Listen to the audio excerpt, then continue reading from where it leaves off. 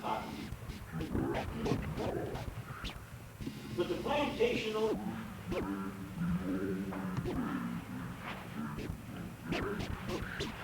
of their business was to buy black people and use them for slaves, giving them no money for the work they performed, certainly no rights of their own. One morning as I walked along the street in New Orleans, I glanced out into a park. I saw a crowd of people gathering around the platform. As I watched, a number of black families, all chained together at their wrists, were led up to that platform to be sold. I reckon their owners were finished using them and they wanted to sell them to get some money. The first family to be placed on the auction block was a man and his wife and 3 children. Now the man looked to be strong, but not a lot of work for someone. Out in the crowd, one of the plantation owners recognized that, and he starts to bid, but he only wanted the father. He didn't want the mother or the children. So right there, that family was divided. The father went to that owner, but the mother and children went to someone else, very likely never to see each other again. Well, I can think of a lot of things wrong with slavery, but the sight of that so sickened me, it continued to burn in my memory. Slavery was wrong. If slavery wasn't wrong, then nothing was wrong. I vowed to myself that if I ever had a chance to get out of slavery, I'd get at it, and with everything that was in it. When we finished our business in New Orleans, we returned home to New Salem. We found times to be happier there. I had become part owner in a general store with Bill Berry. But Mr. Berry died, and then the store fell on hard times, leaving me with a debt of nearly $1,100 to pay off. At that time, $1,100 was a considerable sum of money. To help pay that debt, I took the job of postmaster, all the mail from back east 2 days every week. There would always be newspapers on that stagecoach. I could hurry and read those papers before delivering them to their rightful owners. That was sort of a fringe benefit, and I still did like to read. Now, I understand that recently your postage rates have gone to 25 cents. But in my time in New Salem, they had been that all along. Now, you could send the letter for no charge. It always cost when the letter was delivered to you. So if I would come to your cabin and knock at the door and say, Mr. Jenkins, I have 2 letters for you today, you would have to have 50 cents. So I could not leave a mail. I would have to take her letters back down to Sam Hill's general store, where they had set aside one corner to be the post office. I would leave the letters there till she'd come with her money to pick them up. Well, I'd have to keep records of accounts. Every 3 months, the government would send a man around to check my records. He would take the money I had collected, pay back to me 2 cents for each letter I had delivered. So I felt that I made about $50 a year. Now, postage was high, but everything else was reasonable. You could buy a loaf of bread for 1 penny. A pound of pork would be 3 cents. So your money did stretch out more at that time. But I didn't want to be a postman all my life. I happened to get hold of a book about the law, and as I read that book, I thought if I could study and become a lawyer, I could do the thing I wanted to do most of life.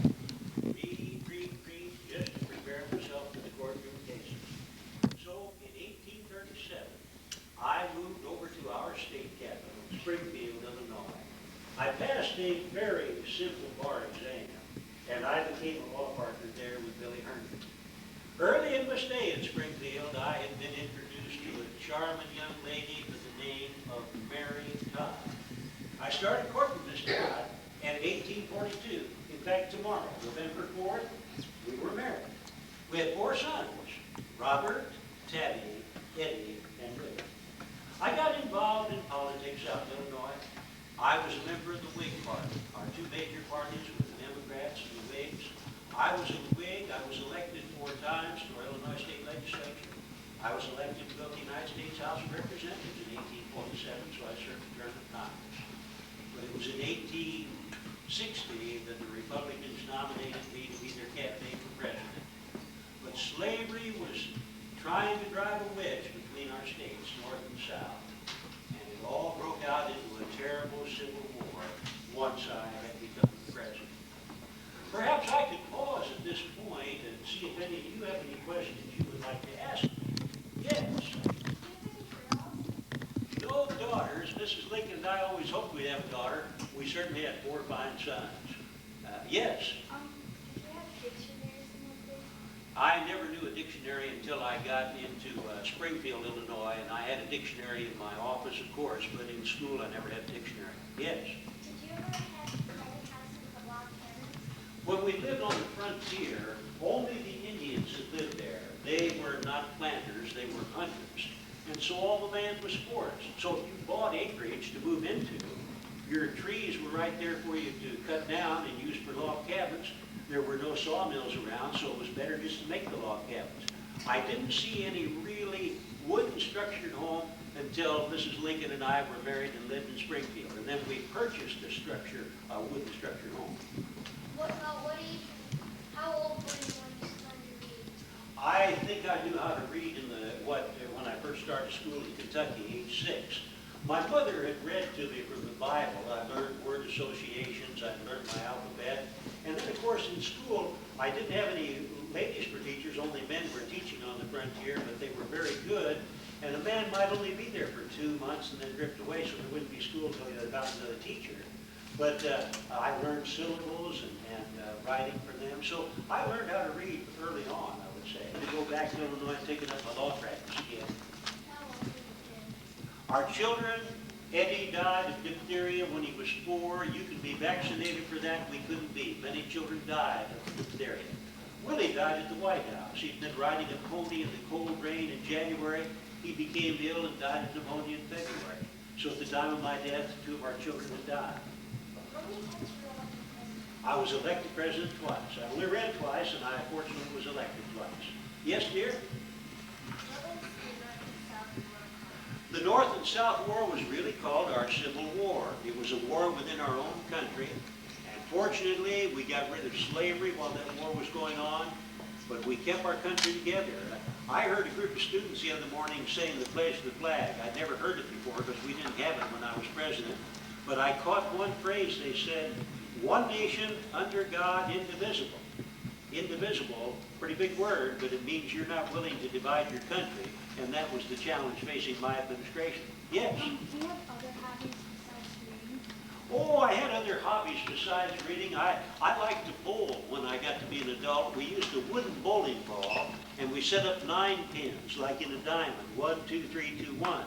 Of course, as a boy, I pitched horseshoes, and when I got a little older, wrestling was a good sport. Yes, Did you ever have to move? had to move many times. Actually, my father loaded all the furniture onto the covered wagon, and we had 24 chickens, and they had to be put on the wagon to take with us. And my father knew they would fly off the wagon and get out in the woods, and the wolves would get them, so he always tied their wings to their body and then tied their legs together, put them on the wagon, and we'd move off. We moved so many times that those chickens even saw my father loading furniture. They'd lie on their backs and stick their legs up this way and they died. Yes. Well, women couldn't vote when I was elected. I think that 1920 would be the year women first got the vote. So that would open up new ways for them. Yes. What was the name of the man who shot? The man who took my life was John Wilkes Booth. But there's another question. Why would he do that? He had hoped the South would win the war, and when the South lost, thanks to a lot of Michigan men helping me keep the country together, he was so disappointed. He thought that by taking President Lincoln's life, he was doing his friends in the South a favor. Had he allowed me to live, I would have been the best friend the South had.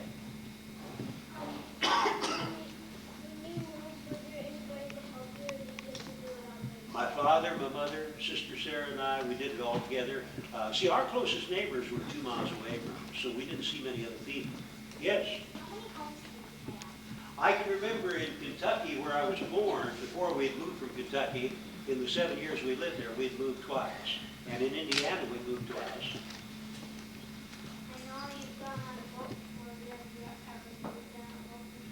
We never had to move on a boat before, although coming across the Ohio River, we had to get on a barge to come over. And on the crossing the river going into Illinois, we just waded that. No twins. And And at the time of my death, Robert was 22. He would start a fine law practice out in Chicago. He became a good friend of Marshall Field, president of the Pullman Railroad Company.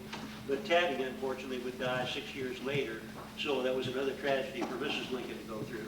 Yes, marbles, I liked the pitch horseshoes, but see, there were no children around to join in games. I might cut down a vine that was growing up a tree trunk and use a 7-foot piece of the vine, use it for jump rope. But we entertained ourselves. Now, when I got to Springfield and was married, and why we might have friends in to play different card games and so on in the evening, but basically growing up, it was so much different than what you have it today.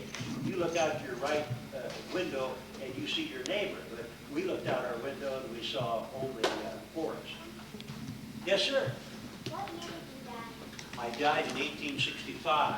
You know, I was born in 1809, and I understand they put me on the penny in 1909, my 100th birthday. So I never saw myself on the penny. I saw an Indian head.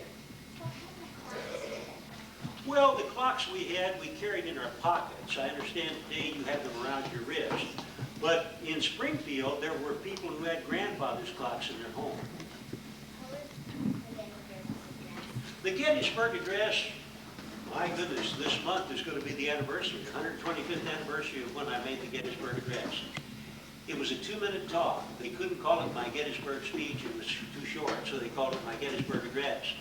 But I gave it in Gettysburg 4.5 months after that terrible battle. And the day I gave it, I sat on a platform, and your governor, Mr. Blair, was there. And he told me how the Michigan men had fought at Gettysburg. He said, George Armstrong Custer, a man from Monroe, Michigan, had fought heroically at Gettysburg. He said the finest unit, he thought, in the whole Army, the Iron Brigade, had come from Michigan, and they fought at Gettysburg, and they were so badly destroyed they would never fight again as a unit.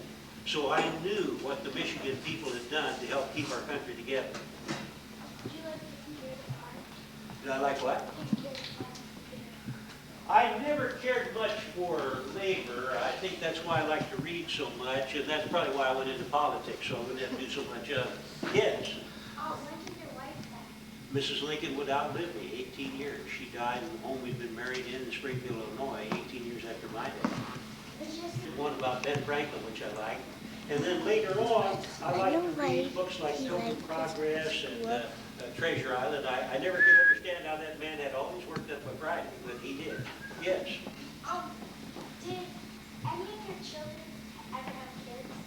Robert was the only son who lived to be an adult. He married and had a son. The son died in high school. But he had 2 daughters. Robert had 2 daughters. They married and had children, so they would be my direct line descendants. But none of those children had children. And the last one died in Washington, D.C. 2 years ago. His name was Robert Todd Lincoln Beckwith, so there are no more direct line Lincolns. So, 2 years ago, the last one died, so did you ever see him? No, I never did. Now, I have distant relatives, you see, but no direct line. How many wars were there in this war? Well, how many battles? There were hundreds of battles. Winchester, Virginia changed hands 50 times during the battle. My best friend.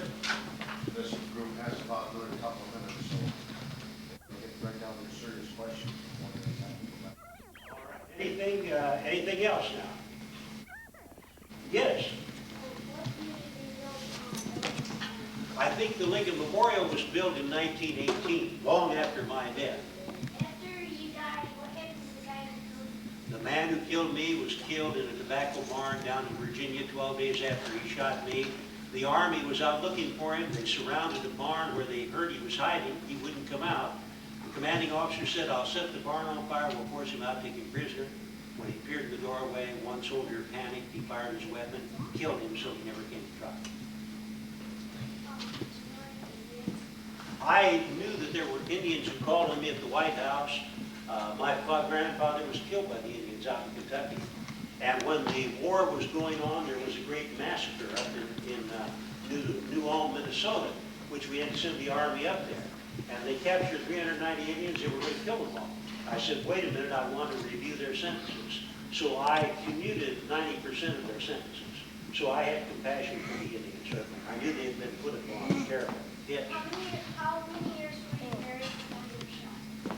Well, I guess I was married in 1842 and I was shot in 1865. You can tell your teacher when you get back, you're going to subtract the earlier number from the yes. When did, what happened to the cop or whatever who killed that one man that attacked you? He was a soldier and nothing happened to him. They didn't punish him. Did any of the Indians come to him? Well, out on the frontier, you had in Kansas and so on, you had Indians who were fighting on both sides. And there were Indians in Oklahoma who had slaves, black people for slaves. So it was kind of a mixed bag out there. It was a strange situation. How about you? Did you ever get squares in your feet when you didn't have your shoes? Oh, I might have, but I guess I was could take that. Yes. When you were in school, how old were the movies? The what that I watched? The movies.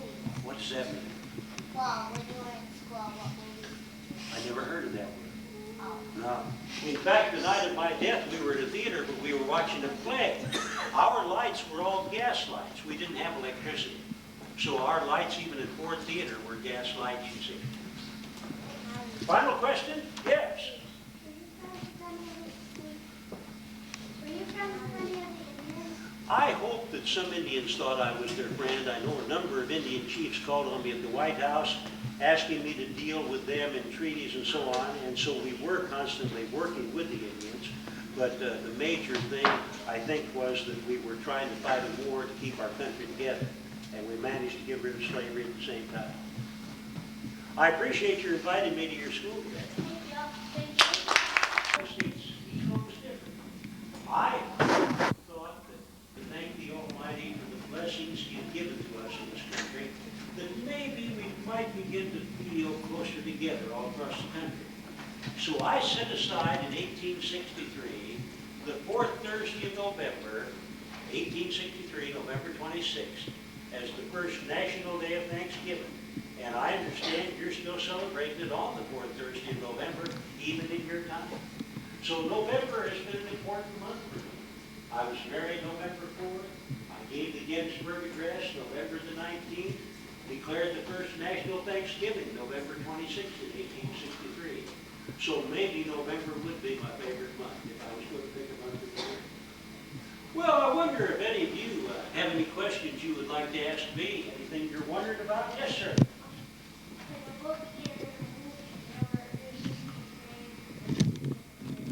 Well, you might have heard Sarah and Sally. Sally was kind of a nickname for Sarah. Yes.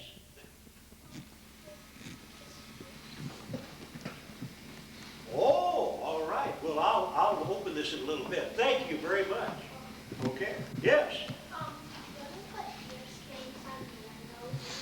I don't know that we put deer skins on the windows. We would cover up with them at night, on the cold, cold nights. And you knew that if you left your boots out on the dirt floor when it was going to be 10 below zero that night, they'd be frozen stiff the next morning. You couldn't get your feet into them, so you'd take them to bed, keep them under that animal skin close to your body so they'd be warm and pliable the next day. Make the soap. My father would make a wooden contraption out in the back of the cabin. It was narrow at the bottom. Now this would be four sides. It looked like a V coming up. And it would be quite large. And in the wintertime, as you took your coals, your ashes out of the fireplace, you'd let them cool down outside so that all the fire would be out, and then you'd put them into that. And in the spring of the year, my mother, when we butchered the animals, would take some of the animal fat and boil it in with water, and then pour it over those ashes. And as it came out, she had a little low trough there to catch the water. And over 2 days, that water and what was in it would solidify, get real solid, and then you could cut it with a knife and make cakes of soap. So we made our own soap. Yes. How did we make the candles? Again, we used animal fat. We got it boiling, and two people would stand with a long stick across the vat that was holding it, and you would have strings tied onto this stick and a little pebble tied at the bottom of each string, maybe 8 or 10 strings. You would dip it down into that, and then as you brought it up, it would drip off, but each time a coating would come on that string. And after about an hour of dipping in and out slowly, you would have a candle. It would have thickened up to the size of your finger or larger, and then you'd untie it and you'd cut off part of the string, but that would be the wick. Yes. While you're thinking, how about this person? You split the rails by cutting down a tree, and you would cut a 16-foot long piece out of the trunk. Then you would use your axe and you would cut into it once, and where you made the wedge at the end, you would put a mallet and a wedge there, and you would drive it through, splitting the log in two, then splitting each half into quarters, and each quarter into eighths. And so then you could zigzag these, and that would be a split rail fence.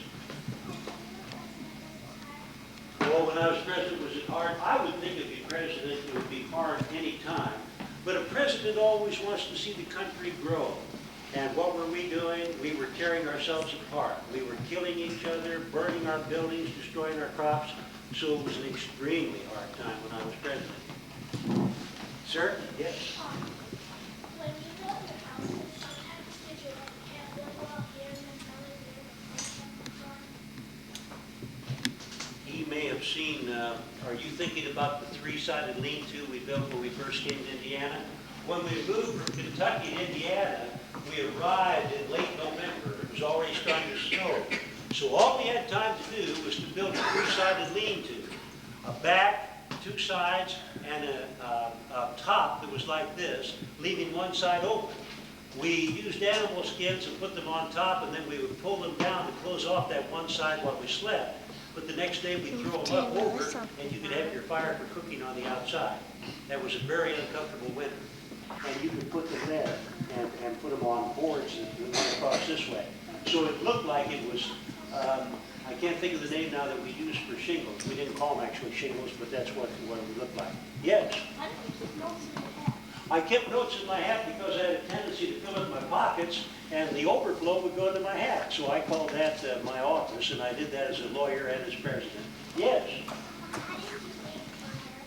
Well, you made butter by churning it, by putting the milk in the churn and then constantly working the handle up and down. The problem was, when you made the butter, how were you going to keep it cool? Because we didn't have any light, any electricity to refrigerate like your kitchen has. So we would dig a hole in the earth that we could almost walk into and then cover it up high, and the temperature would be a little cooler in there. And so that's where we put things like butter. Do you guys make chairs out of wood? My father was a very good carpenter. He could make chairs, benches, tables. But how does he make them?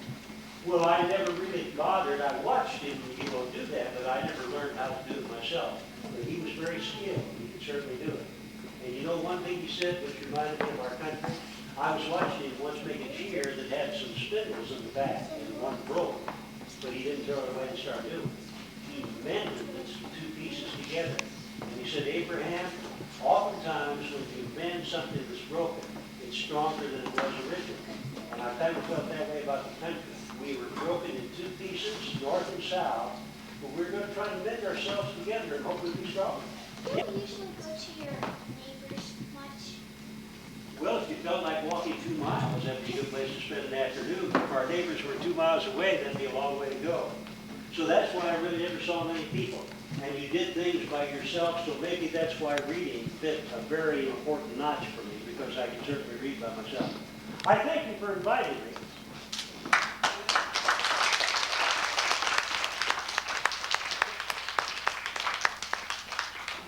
When the historian is ready for you, then you can ask him questions and he'll answer them, okay?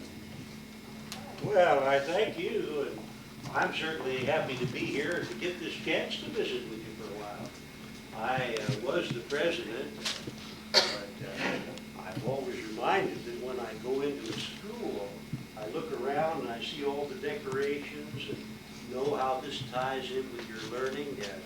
You're so fortunate. I never had a school like this to go to. My sister Sarah and I went to a log cabin school. It had one room, not near as large as the room we're in. Had a dirt floor, had a fireplace to keep warm. We had two of these windows. Now the paper would let the light come in the room, but you could never look through the paper and see what was going on outside. We studied reading and writing and numbers. Reading was my favorite thing.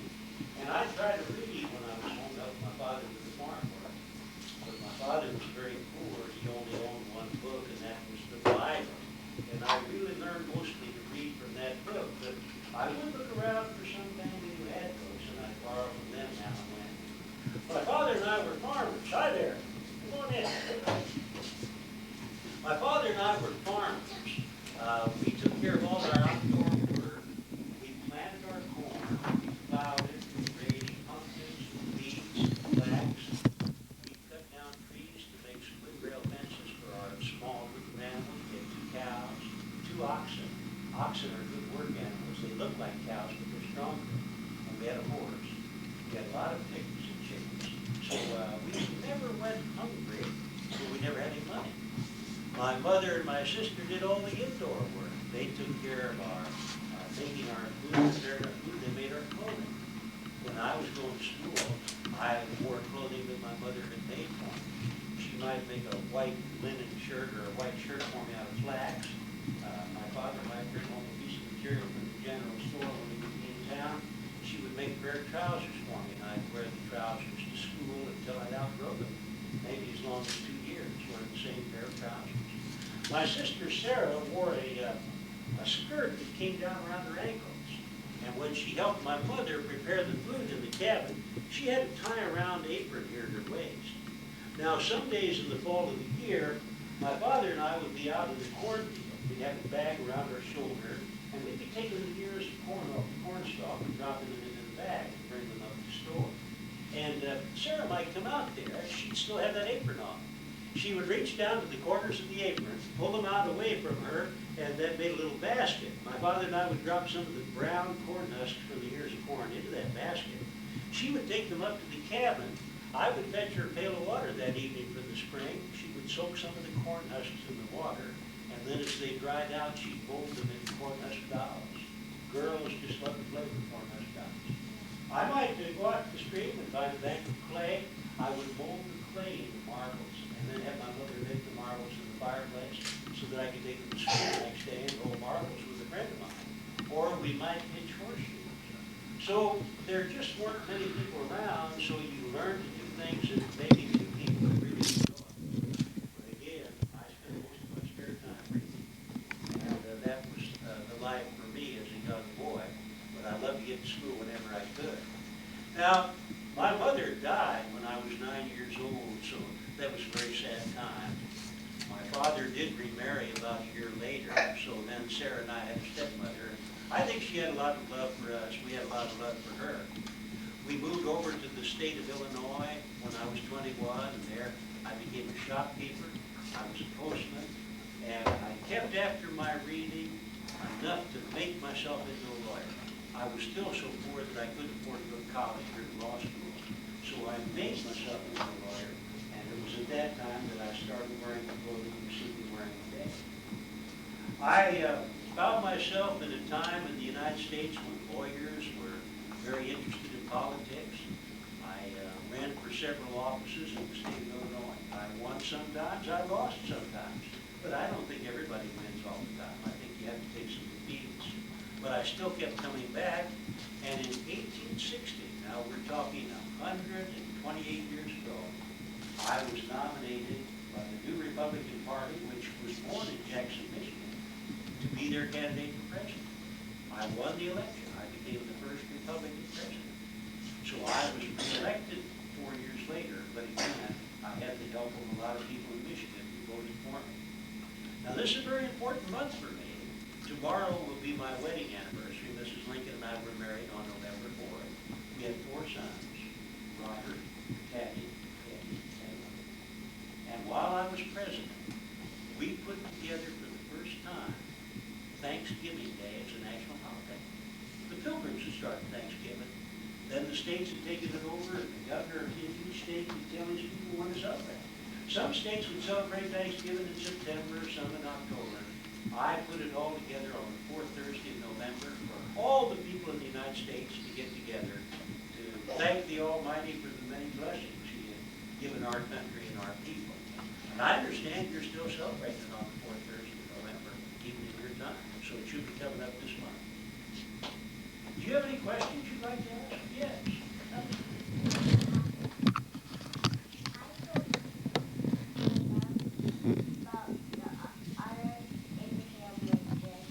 The other paper had that, yes. Real one, all right. Now, you think I'm an imposter, don't you? Really, you're on the right track. Of course, Mr. Lincoln really did die, didn't he? So I go visit schools dressed as Mr. Lincoln to tell you a little bit about him. Yes. I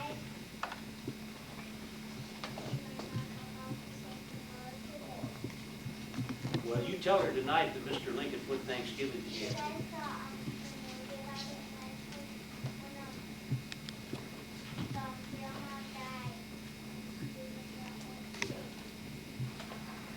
Okay, something you want to know of me, yes.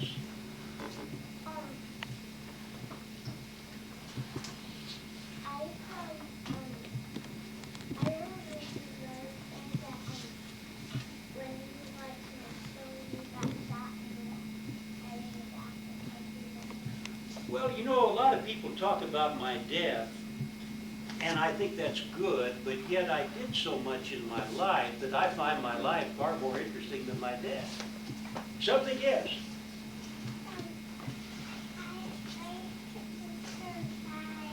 Oh, you just turned 5? All right, very good, very good. Yes, sir? How far did I walk to school? 4 miles. Now, Sarah and I might get to ride my father's horse. He might let us ride the horse, but other days we'd have to walk. And on cold days, my mother would put a potato in the fireplace early in the morning when we first get up, and then I could carry that hot potato for my lunch in my pocket, and it would keep a hand warm while I went to school. Now, even though in the morning when I get out of bed on the cold, cold days, I would have to get my father's axe and get a bucket. I would go down to the stream. You always built your cabin close to where there was water because you'd have to fetch the water up. And I would chop a hole in the ice, get a bucket full of water, and bring it up to my mother so she'd have it for her cooking that day. So I knew what it was like to get up early in the morning and do hard work. Yes, sir? Do you know how many people selected for you for president? How many people tried to get me elected president? About 2 million. That doesn't sound large in your voting, but we only had 31 million people in our country when I was elected. Only half of them could vote, less than half, and my name wasn't even on the ballot in 10 southern states, so I had to do pretty well here in Michigan, and I did, yes. Well, I'd like to have you think that I lived to be 56 years old. I lived a long time ago. I'm not alive today, you see. I'm just a man out of the past. I could read about President Washington. He was our first president, but he was dead before I was born. So you see, I was able to read, and I know you've got a library in your school where you can go read about me and other presidents and other important things. So I couldn't be alive today. I was born so long ago. Yes.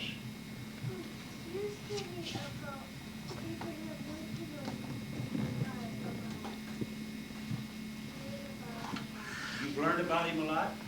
Very good. Very good. Yes. Beautiful. Yes, I was born in Kentucky. Yes, sir.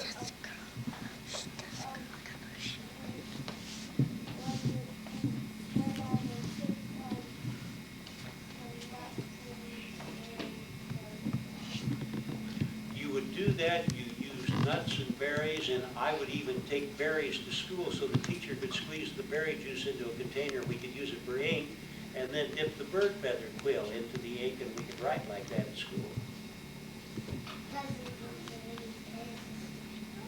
We'd use those as pens, yes.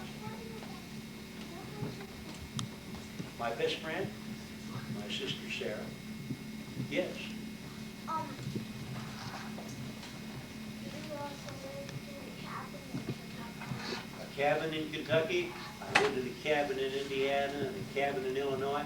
Finally, when I married Mrs. Lincoln, we put our $1,800 together and we bought a home in Springfield. That's the first home we ever owned.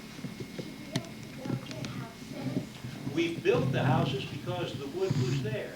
The logs were just to be taken from the trees, and so we would cut down the trees and build a log cabin. Yes. To get the water, it would depend where you lived. Well, every time we built a log cabin, we tried to build it close enough to the stream so that we wouldn't have to carry it too far. Maybe the distance of 300 feet. Question? What?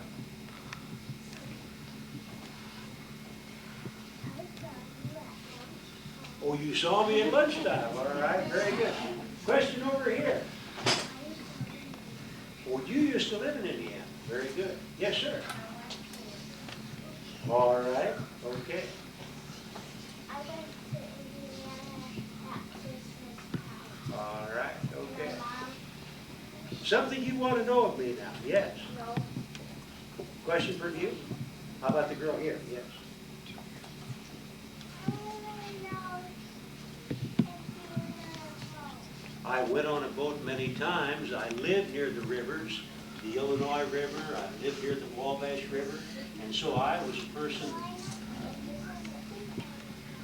You know some people who have a boat? Okay, all right.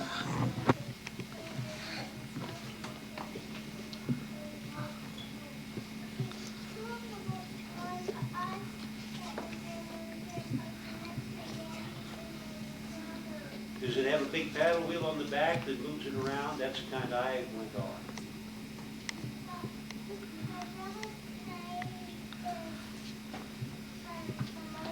Okay, we didn't have any of those. Yes.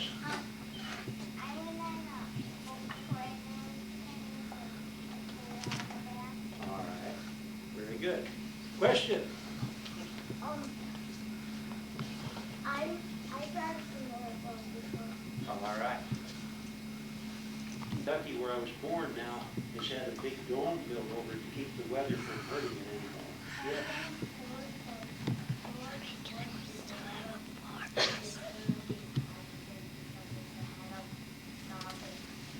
I wonder if he's related to my mother. My stepmother was Sarah Bush. I wonder if he's related to her. You said Bush? Yes. All right, very good.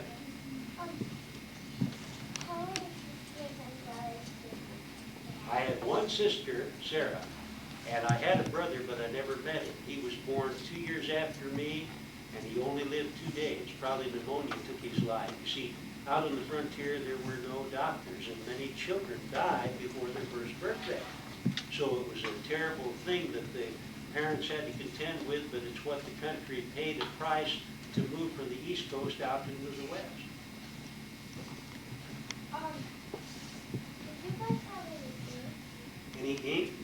As a lawyer, I had ink and a good pen, but as a child in school, we never had ink. No. You guys got shovels and copies of I could write on a shovel and practice. My father had a shovel right by the fireplace. I would chip a little piece off the log and let it cool, and then I'd use that as charcoal to write on the shovel. And then I could erase it with the sleeve of my shirt. And then I could, if it was right, I think I could copy it all on paper. But it would let me practice without using too much paper because we just didn't have a lot of paper. It was a short supply. How many friends did you have at school? Everybody at school was my friend. Now, I never saw this many children, but I told a lot of funny stories and made people laugh, and I think they liked to be around me. When I found out I didn't have as many friends was when I got into politics, and then I found out some of my friends weren't my friends anymore. I said, yes, executive mansion on. So that's really what I wrote the Gettysburg Address on. A newspaper reporter said he had seen me writing the address, he thought, on the back of an envelope, but that wasn't true. I had written most of the Gettysburg Address in Washington before ever coming to Gettysburg.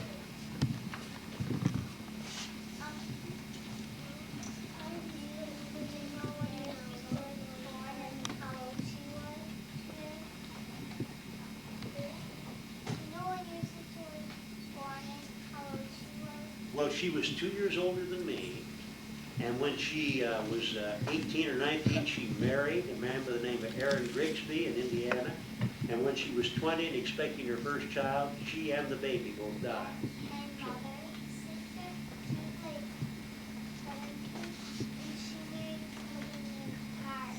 Mark, all right, okay. Mr. Lincoln, we have time for a couple more questions. All right. Somebody who hasn't asked one yet. Somebody? Well, I'm happy about that. One question there, something you really want to know about me now. Do you have any cars? No, we had buggies, we had stagecoaches, and we ride horseback. We could go on the boats. The lake transportation up here was all boats, so that was very good. Yes? My birthday's born in March. Okay. Final question right here. Any what? We had furniture that my father made when we lived at the cabin. He was a good carpenter. He could make benches, chairs, and that. And when Mrs. Lincoln and I lived in Springfield, we had fine, good furniture. And at the White House, Duncan Fife made most of our furniture. I'm happy to have been invited, so I hope you have a happy Thanksgiving. Thank you.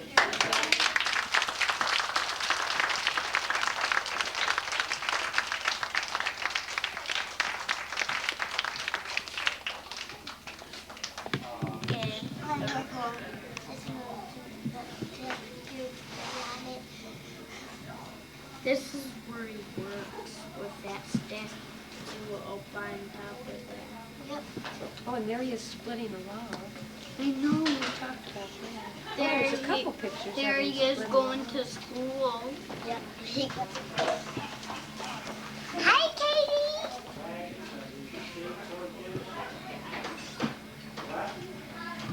We used to move a covered wagon. That was very on the first. Final question. Well, they had bikes, but come on over here. Yeah.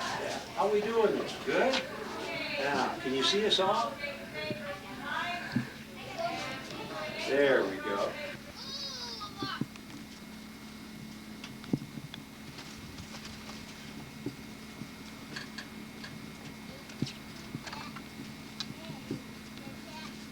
Danny's on the left, Caroline, Mary Ann.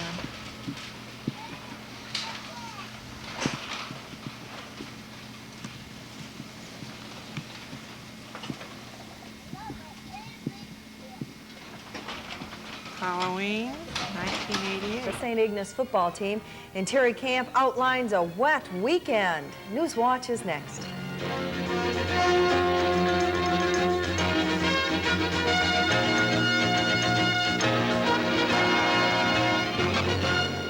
This is Newswatch at 11 with Pete Miziak and Deborah Dorenkamp.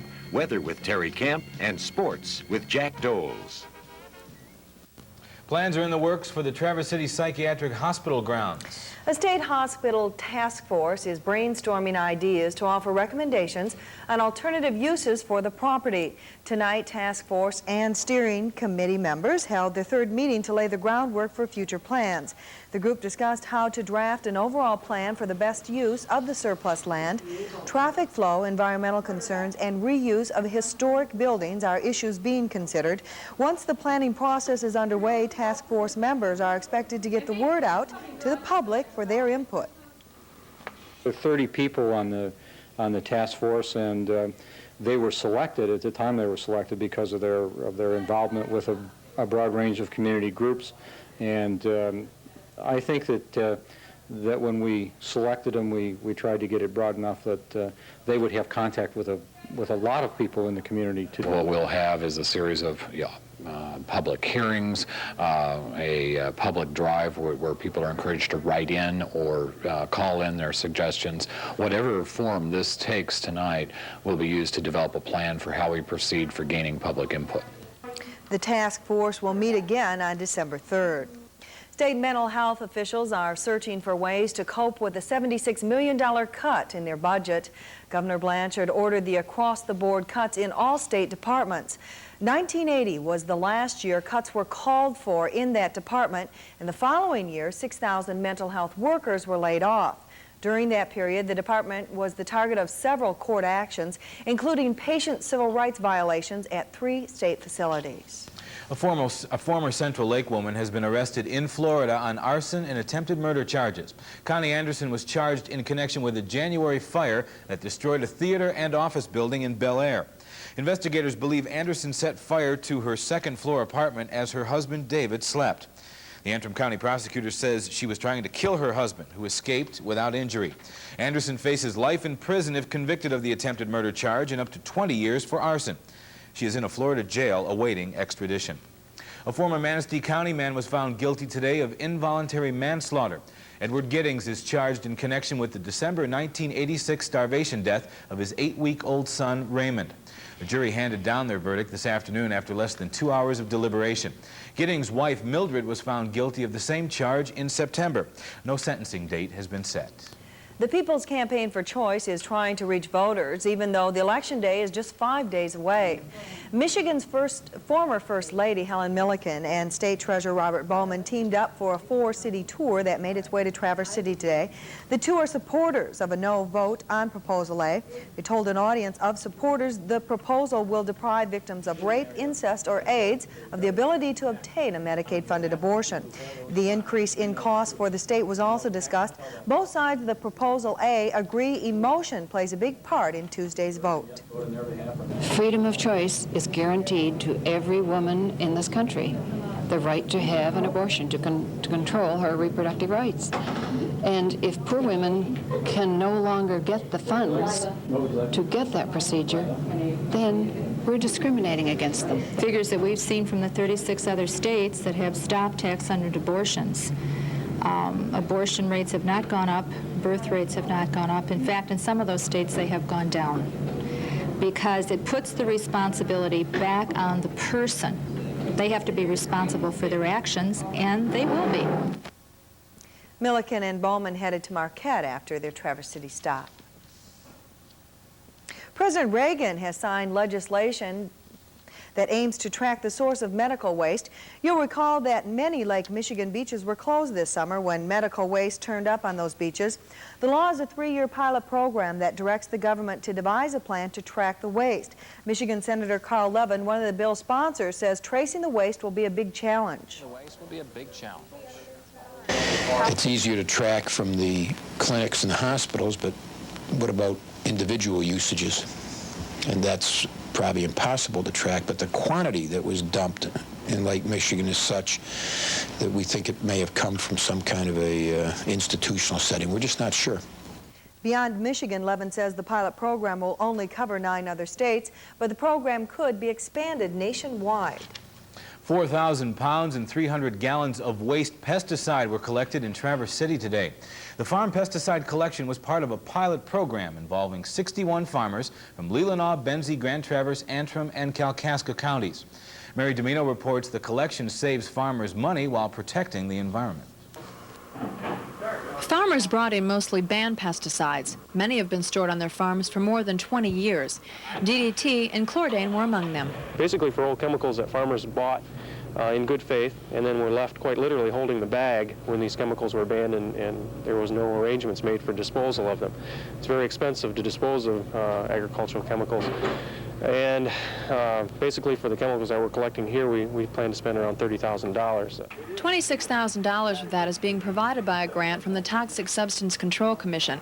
DeHaan says a large group of farmers that were thought to have hazardous waste participated. It's not every farm that has a problem. Many of them used up these chemicals before they were banned. We estimate, based on research done in Minnesota, that about 20% of the farmers have something that they have stored that they'd like to get rid of, and we're getting about half of that group in here.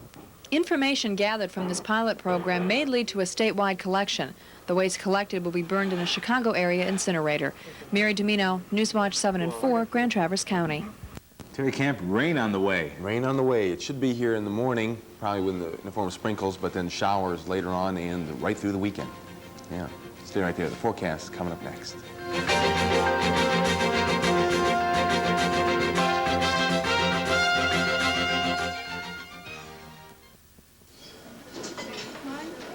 Growing up in Traverse City taught me a lot about doing business. When your friends and your customers are one and the same, it doesn't take long to realize that people are just as important as the deal. That's the way we do things around here. I guess that's why I was happy to become sales manager for Ameritech Pages Plus. That's the way they do business. And we're going to make sure it stays that way. Ameritech Pages Plus. Next to the phone, there's nothing better. I spent 14 years as governor. Today, of course, our governor is Jim Blanchard. We come from different places and different parties, but we both agree our environment is a top priority. You're absolutely right, Bill. And we urge all of you to vote yes on proposals C and D. They'll let us clean up our toxic and hazardous waste, protect our Great Lakes, and protect our drinking water. So now is the time to act. Protect Michigan's future. Vote yes on proposals C and D. Well, November is getting off to a very wet start. And as you realize, October was above normal precipitation-wise, and getting the same dose now in November. The weekend looks rather wet, with rain and maybe some snow by Sunday. Rain mixed with snow. Take a look at the currents. 45 in Sheboygan, 49